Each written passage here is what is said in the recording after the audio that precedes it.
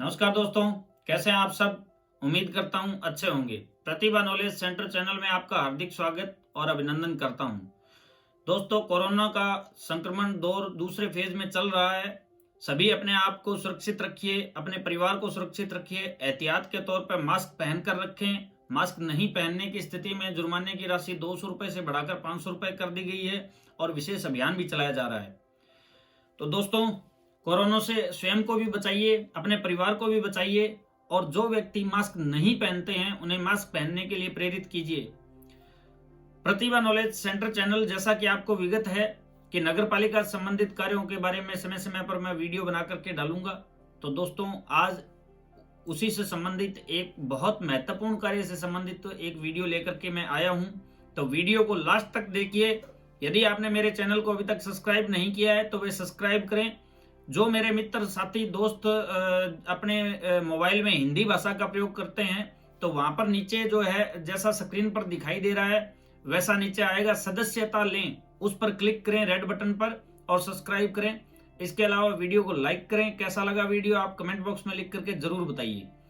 तो ठीक है दोस्तों, बिना देर किए हुए चलते हैं अपने टॉपिक पर। और आज जो है मैंने टॉपिक बनाया है बहुत ही एक छोटे से काम को लेकर के, जो जन्म पंजीयन और मृत्यु पंजीयन और विवाह पंजीयन के संबंध में ये वीडियो बनाया है। बहुत छोटा कार्य है लेकिन बहुत ही महत्वपूर्ण कार्य है। बिना जन्म प्रमाण पत्र के और बिना मृत्यु प्रमाण पत्र के किसी भी स्थिति में कोई भी कार्य जो है आगे नहीं बढ़ता है। आज के वक्त में यदि बच्चों का आप प्रवेश करवाते हैं स्कूल में तो जन्म प्रमाण पत्र की आवश्यकता होती है। किसी भी एग्जाम में, कोई भी और अन्य चुनाव लड़ने में जन्म की महती भूमिका है। मृत्यु प्रमाण पत्र के मामले में यदि वारिसों में संपत्ति का बंटवारा किया जाना है या अन्य किसी कार्य के लिए भी मृत्यु पंजीयन करवाना अनिवार्य है। विवाह प्रमाण पत्र भी अति आवश्यक है। तो ये तीनों बहुत महत्वपूर्ण कार्य है, लेकिन छोटी छोटी बातें होने के बावजूद भी बहुत बार जो है हमें इस बात का पता नहीं होता है कि क्या प्रक्रिया है, क्या दस्तावेज लगते हैं, कैसे ये जो है बनाया जाता है, कितने समय में बनाना चाहिए। तो इसके बारे में मैं आज वीडियो लेकर के आया हूं। चलते हैं वीडियो पर।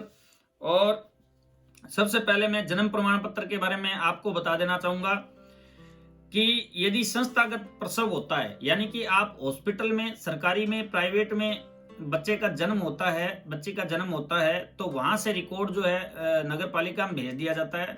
राजकीय चिकित्सालय में ऑलमोस्ट जो है वो जन्म प्रमाण पत्र वहां से तैयार करके सिर्फ नाम जो है छोड़ दिया जाता है और वो नगर पालिका में या नगर परिषद में या नगर निगम में भेज दिया जाता है। तो इसके अंदर माता पिता को फार्म नंबर 1 भर के और जन्म प्रमाण पत्र बनवाने के लिए देना होता है और माता पिता के आधार कार्ड जो है देने होते हैं।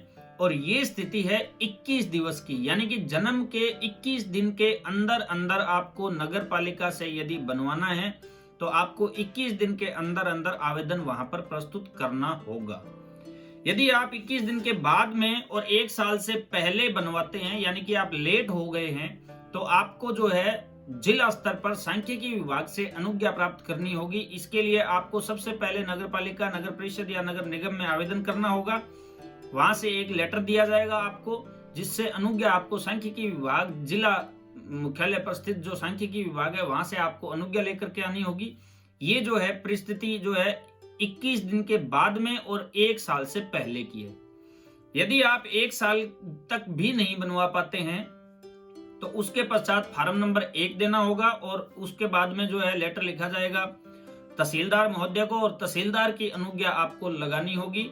और उसके साथ में भी फार्म नंबर 1 और माता पिता के आधार कार्ड जो है आपको देने होंगे और जो आवेदन शुल्क होता है वह नगर पालिका में जमा कराना होगा। ये दोस्तों एक सामान्य प्रक्रिया थी। इसमें अलग अलग विशेष कारण भी हो सकते हैं। कई बार जो है प्रसव यान में हो जाता है, गाड़ी के अंदर, या ऐसी परिस्थितियां जब संस्थागत प्रसव नहीं होता है, घर पे होता है, तब भी आपको फार्म नंबर 1 भर के देना होगा और उसके साथ में माता पिता के आधार कार्ड और फोटो देनी होगी और आवेदन शुल्क आपको वहां पर देना होगा। ये एक सामान्य प्रक्रिया थी दोस्तों। इसके बाद में जो सबसे महत्वपूर्ण प्रक्रिया है वो ये है कि यदि जन्म प्रमाण पत्र में मात्रा संबंधी अशुद्धि या स्पेलिंग मिस्टेक छोटी मोटी हो जाती है तो ही केवल फार्म नंबर 1 से वह संशोधित हो पाती है। यदि आपने एक बार नाम, कुछ भी नाम रख लिया तो वह नाम जो है बदला नहीं जाता है, किसी भी दशा में नहीं बदला जाता। ना तो माता का नाम बदला जाता है, ना पिता का नाम बदला जाता है, ना ही बच्चे का नाम बदला जाता है। सामान्य अवस्था में हम जो है लाड प्यार का बच्चे का नाम जो है कुछ भी रख देते हैं, उसके बाद में साल 2 साल बाद में हमें नाम अच्छा नहीं लगता है कि भाई हम नाम बदलेंगे। तो ऐसी दशा में मैं आपको बता देना चाहूंगा, नाम किसी भी दशा में नहीं बदला जाता है। यहाँ पुनः नोट कर लें, केवल नाम में उर्फ लगाया जाता है, और वह उर्फ लगाने की और संशोधन की क्या प्रक्रिया है, उसके लिए गजट नोटिफिकेशन जारी होता है। तो जन्म और मृत्यु दोनों मामलों में पूर्णतः नाम संशोधन के लिए उर्फ लगता है और उसके लिए गजट नोटिफिकेशन जारी होता है। तो मैं इससे पहले आपको मृत्यु प्रमाण पत्र, मृत्यु पंजीयन के बारे में बता देता हूं, और गजट नोटिफिकेशन की प्रक्रिया दोनों के साथ में मैं अटैच कर दूंगा। यदि किसी भी चिकित्सालय के अंदर या कहीं भी जो है किसी भी व्यक्ति की मृत्यु हो जाती है, और तो उसके बाद में फार्म नंबर 2 भरकर देना होता है, और मृतक का आधार कार्ड और सूचना देने वाले का आधार कार्ड जो है नगर पालिका में देना होता है, और 21 दिवस के अंदर अंदर जो है वहां पर आपको मृत्यु पंजीयन करवाना होता है। किसी भी बुजुर्ग व्यक्ति की मृत्यु हो जाने पर 21 दिवस के अंदर अंदर आपको संबंधित जो क्षेत्र में निकाय है उसमें आपको पंजीयन करवाना अनिवार्य है। 21 दिवस के बाद में और 1 साल तक यदि आप 21 दिवस तक नहीं करवा पाते हैं, शोकाकुल परिवार होता है और कई बार जो है ये दिमाग से भी निकल जाता है, भूल जाते हैं, तो 21 दिवस के बाद में आपको आवेदन 2 फार्म नंबर 2 प्रारूप 2 वहां पर जमा करवाना होगा। उसके बाद में एक नगर निकाय से आपको एक लेटर दिया जाएगा। फिर वही प्रक्रिया जिला मुख्यालय पर स्थित सांख्यिकी कार्यालय से आपको अनुज्ञा प्राप्त करनी होगी, और उसके साथ में वहां पर मृतक का आधार कार्ड और सूचना देने वाले का आधार कार्ड, जो भी उसका वारिस बनवाना चाहता है उसका आधार कार्ड वहां पर देना होगा, और मृत्यु पंजीयन हो जाएगा। यदि आप 1 साल तक भी नहीं बनवा पाते हैं, भूल जाते हैं या किसी परिस्थिति में नहीं बना पाते हैं, तो तत्पश्चात उसके अंदर वही फार्म नंबर 2 से आवेदन करना होगा नगरीय निकाय में। वहां से आपको एक लेटर दिया जाएगा और उसके अंदर समयावधि का जो है उल्लेख किया जाएगा, और तहसीलदार महोदय को पत्र भेजा जाएगा। तत्पश्चात तहसीलदार जी से अनुज्ञा प्राप्त करनी होती है, जिसमें तहसीलदार जी जो है अपनी संतुष्टि के लिए, अपनी जांच के लिए कोई भी दस्तावेज आपसे मांग सकते हैं। और यही स्थिति 21 दिन के बाद में यदि आप सांख्यिकी कार्यालय जाते हैं तो वहां पर वो भी कोई भी दस्तावेज आपसे मांग सकते हैं। यहां भी मैं आपको बता देना चाहूंगा, मृत्यु प्रमाण पत्र के मामले में भी नाम संशोधन नहीं होता है। केवल स्पेलिंग मिस्टेक और मात्रा संबंधी यदि अशुद्धि हो गई है तो वही फार्म नंबर 2 से मृत्यु पंजीयन के मामले में और फार्म नंबर 1 से जन्म पंजीयन के मामले में ही संशोधन होता है। यदि पूर्णतः नाम में आपको संशोधन करवाना है तो गजट नोटिफिकेशन की प्रक्रिया आपको करवानी होगी।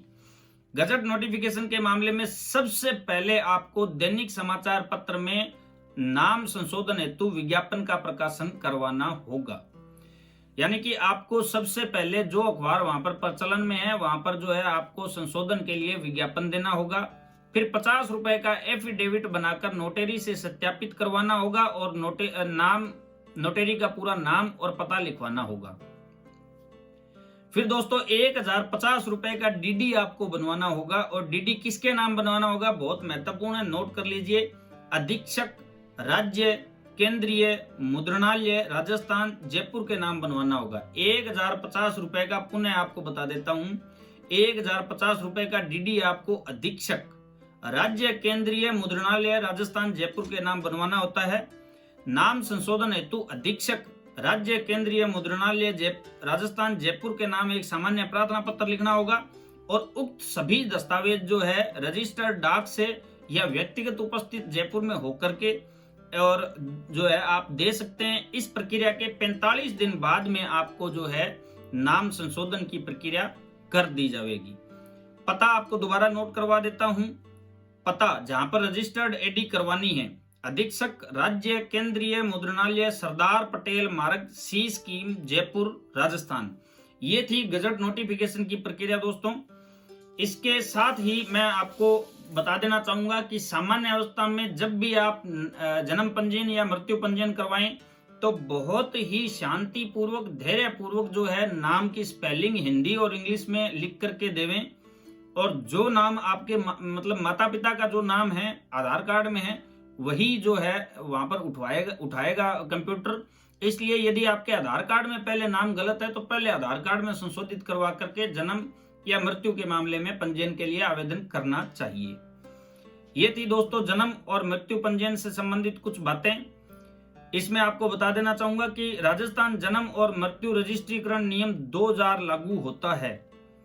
यहाँ दत्तक पुत्र से संबंधित यदि आप जो है आवेदन करते हैं तो उसमें फॉर्म नंबर 1 क जो है देना होता है। उसमें गोद लेने वाले, जिससे गोद लिया है उन माता पिता का आधार कार्ड लगेगा और जिसने गोद लिया है उन माता पिता का आधार कार्ड देना होगा। और बच्चे के नाम से जो दस्तावेज है उसकी कॉपी देनी होगी और रजिस्टर्ड गोदनामा आपको प्रस्तुत करना होगा। ये दत्तक जो बच्चा है यानी कि गोद लिया हुआ बच्चे का जो जन्म पंजीयन जो होता है जिसमें माता पिता का नाम बदलवाया जाता है, ये एक प्रक्रिया है जो दत्तक बच्चा गोद लेते हैं उसकी। विवाह पंजीयन करने के मामले में, विवाह प्रमाण पत्र के मामले में मैं आपको बता देना चाहूंगा कि विवाह पंजीयन हेतु आवेदन करने हेतु जो दस्तावेज है उसमें आपको विवाह पंजीयन आवेदन पत्र देना होगा, वर और वधू का शपथ पत्र देना होगा। दोबारा बता देता हूं, विवाह पंजीयन का जो आवेदन पत्र है वह देना होगा, वर और वधू का शपथ पत्र देना होगा, वह आधार कार्ड तथा 10वीं की मार्कशीट यदि हो तो। 10वीं मार्कशीट नहीं हो तो अन्य दस्तावेज भी दे सकते हैं। दोस्तों यहाँ बता देना चाहूंगा दोनों दस्तावेजों में नाम समान होना चाहिए, यानी कि 10वीं की मार्कशीट और आधार कार्ड यदि आपने प्रस्तुत किया है या अन्य दस्तावेज प्रस्तुत किए हैं तो दोनों के अंदर आपका जो है नाम समान होना चाहिए। यहाँ फिर बता देना चाहूंगा आधार कार्ड में यदि आपका नाम पहले से गलत है तो उसे संशोधित करवाने के बाद में ही आवेदन प्रस्तुत करें, क्योंकि जो आपका आधार कार्ड में नाम है वही वहां पर जो है उठाएगा। उसके बाद में जो है आपको 2 पासपोर्ट साइज फोटो देनी होगी, दोनों की, वर और वधू की। इसके अलावा 2 जॉइंट फोटो देनी होगी और 2 गवाहों के शपथ पत्र व आधार कार्ड। गवाहों के शपथ पत्र और गवाहों के आधार कार्ड देने होंगे और गवाहों की 2 पासपोर्ट साइज फोटो देनी होगी। एक संकल्प पत्र आपको देना होगा और वो संकल्प पत्र क्या है वह मैं आपको इस प्रक्रिया के बाद में बता दूंगा। और यह संपूर्ण फाइल जो है नोटरी से अटेस्टेड होनी चाहिए और वार्ड पार्षद की रिपोर्ट से तस्दीक शुदा होनी चाहिए। ये विवाह प्रमाण पत्र की जो है प्रक्रिया थी। यहाँ मैं आपको पुनः बता देना चाहूंगा दोस्तों, विवाह प्रमाण पत्र में यदि आपका विवाह पंजीयन में नाम गलत हो जाता है तो उसमें गजट नोटिफिकेशन द्वारा भी संशोधन नहीं होगा। पुनः बता देना चाहूंगा, केवल और केवल जन्म पंजीयन और मृत्यु पंजीयन के मामले में यदि आपका नाम जो है गलत हो जाता है, बड़ी जटिल प्रक्रिया है, बड़ी लंबी प्रक्रिया है, इसलिए बड़े ही धैर्य पूर्वक उसे भरें। यदि जन्म और मृत्यु पंजीयन के मामले में नाम में संशोधन करवाना है तो ही गजट नोटिफिकेशन की प्रक्रिया अपनाई जाती है। विवाह प्रमाण पत्र के मामले में गजट नोटिफिकेशन की प्रक्रिया नहीं अपनाई जाती। इसका अर्थ ये हुआ कि कोई भी संशोधन नहीं होता है। विवाह पंजीयन का जो शपथ पत्र है उसके अंदर पति और पत्नी दोनों को एक संकल्प जो है संयुक्त संकल्प लेते हुए एक संकल्प पत्र देना होगा, जिसमें यह लिखना होगा कि ना ही तो हम जो है लिंग परीक्षण के लिए जो है लिंग परीक्षण करवाएंगे और ना ही हम जीवन में भ्रूण हत्या जैसे अमानवीय कृत्य का सहयोग किसी का करेंगे, ना ही हम किसी ऐसी गतिविधि को बढ़ावा देंगे। Number 1 point. नंबर 2 पॉइंट, आपको ये संकल्प पत्र देना होगा कि यदि हमारी बेटी का जन्म होता है तो बेटे के समान ही पालन पोषण करेंगे, स्वास्थ्य, शिक्षा और समान व्यवहार करेंगे। हम बेटे और बेटी में किसी भी प्रकार का भेदभाव नहीं करेंगे। दोस्तों, यदि मृत जन्म होता है यानी कि बच्चा मिसकैरेज हो जाता है, किसी दशा के अंदर बच्चा जो है मृत्यु को प्राप्त हो जाता है और तत्पश्चात जन्म होता है, तो उसके लिए फॉर्म नंबर 3 देना होगा। वही जो है आवेदन फॉर्म नंबर 3 में करना होगा। माता पिता के आधार कार्ड देने होंगे और जो है इस तरीके से नगरीय निकाय में आवेदन होगा। तो ये थी संपूर्ण जानकारी जन्म से पंजीयन से, मृत्यु पंजीयन से, विवाह पंजीयन से, दत्तक पुत्र पंजीयन से, मृत जन्म पंजीयन से आदि आदि की जानकारी थी। यदि इसके संबंध में कोई आपके सवाल जवाब हैं तो कमेंट बॉक्स में लिख करके बताइए। वीडियो आपको कैसी लगी इसके बारे में बताइए। ज्यादा से ज्यादा लाइक और सब्सक्राइब करें। 10 मिनट की जानकारी होती है दोस्तों, बहुत महत्वपूर्ण जानकारी होती है। अपना कीमती समय निकाल करके मैं आप लोगों को ये जानकारी देता हूँ, बड़े ही गौर से सुनिए। आप जो है 1 या 2 चक्कर नगरीय निकाय के लगाते हैं, इससे अच्छा ये है कि आप पहले से जानकारी प्राप्त करके रखें और जो भी आप काम के लिए नगरीय निकाय में जाएं तो अपने संपूर्ण दस्तावेज, संपूर्ण प्रक्रिया को जान करके जाएं, ताकि आपको कार्य कराने में सरलता हो और किसी भी प्रकार से आपको परेशानी का सामना नहीं करना पड़े। तो धन्यवाद दोस्तों। कैसा लगा वीडियो कमेंट बॉक्स में लिख करके जरूर बताइएगा, लाइक और सब्सक्राइब कीजिएगा। थैंक यू, गुड नाइट, शुभ रात्रि, सब्बा खैर।